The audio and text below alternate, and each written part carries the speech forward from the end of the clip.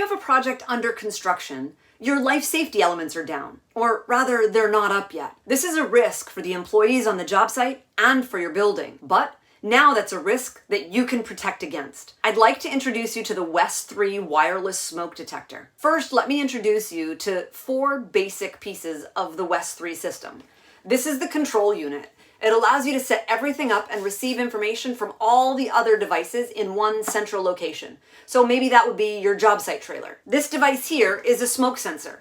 The technology is really impressive because depending on where you're using it, this device can identify the difference between dust, steam, and smoke because the particulate sizes are different. But it's also dust resistant, which is obviously going to be a huge benefit on a job site, either during construction or even during demolition. There's another device like this that's a heat sensor. It can be installed in maybe an electrical room or other locations where you may want to monitor for excessive heat. This piece here you would put on each floor at the exit stairs. So in the event of an emergency, someone can just push this black button and alert the main control unit that sets off an immediate evacuation notice to each of the other strobes on every floor and at every stair.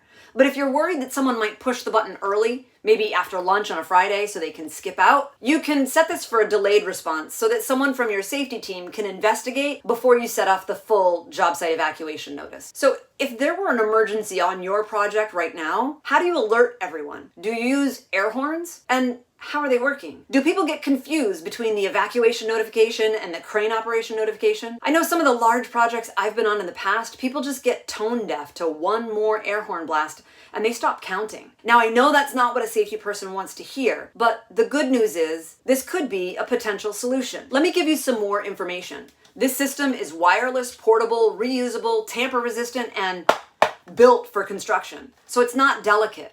In fact, the pieces that break most commonly are easily replaced.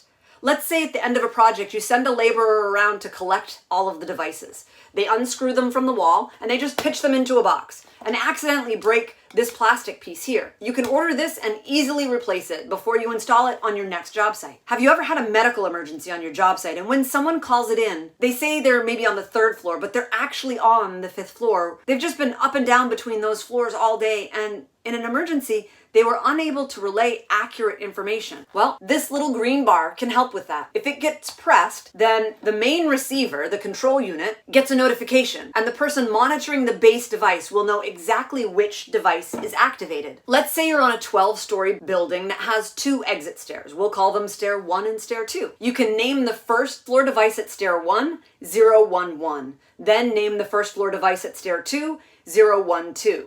So then the 12th floor devices could be 121 and 122 for stair 1 and stair 2 respectively.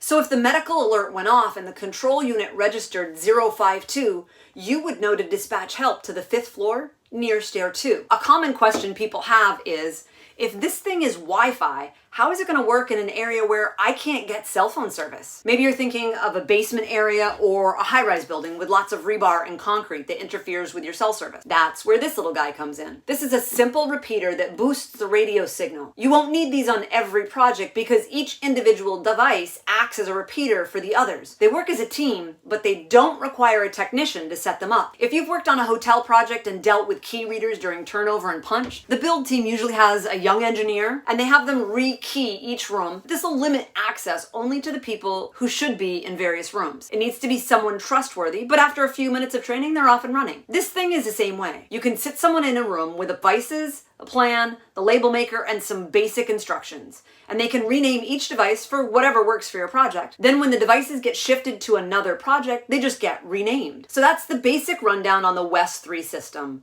I promised I was going to keep this short, so I'll end it here. And if you have any questions, just reach out to me on LinkedIn and we can chat there. I look forward to hearing from you. But until then, stay safe, be well, and do good.